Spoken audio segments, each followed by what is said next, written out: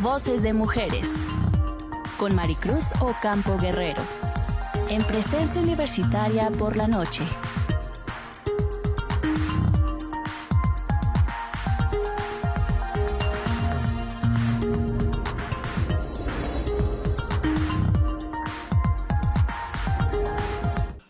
Buenas noches a todos y todas. Gracias, Presencia Universitaria, por abrirme sus puertas nuevamente.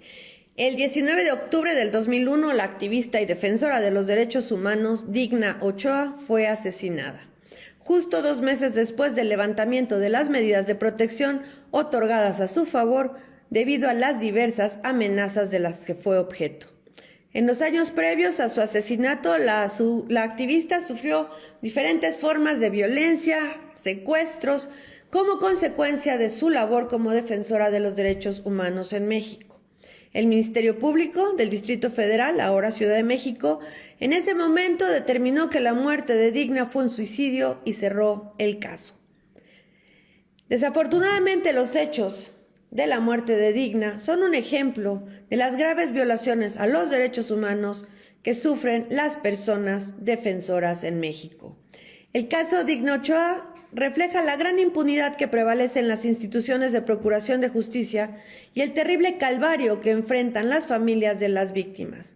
Las y los familiares de Digna Ochoa tuvieron que recurrir a la justicia internacional para lograr que el Estado mexicano asumiera la responsabilidad de la negligencia, corrupción e incapacidad con la que se condujeron los responsables de esclarecer los hechos.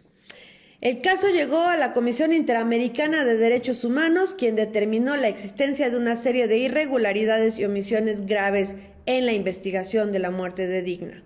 En consecuencia, la Comisión Interamericana emitió recomendaciones al Estado mexicano, entre ellas reparar integralmente las violaciones de derechos humanos, adoptar medidas de compensación económica, proporcionar atención a la salud física y mental de la familia de Digna, reabrir la investigación penal de manera diligente, esclarecer los hechos en forma completa y disponer de mecanismos de no repetición que incluyeran el fortalecimiento de la capacidad investigativa de actos de violencia contra defensoras y defensores de derechos humanos.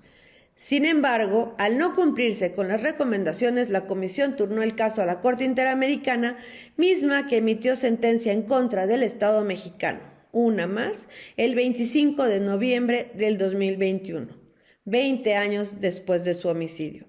En la sentencia, la Corte Interamericana ordenó al Estado mexicano distintas acciones de reparación y no repetición, entre ellas promover y continuar la investigación para determinar las circunstancias de la muerte de Digna Ochoa y, en su caso, juzgar y eventualmente sancionar a la persona o personas responsables de su muerte.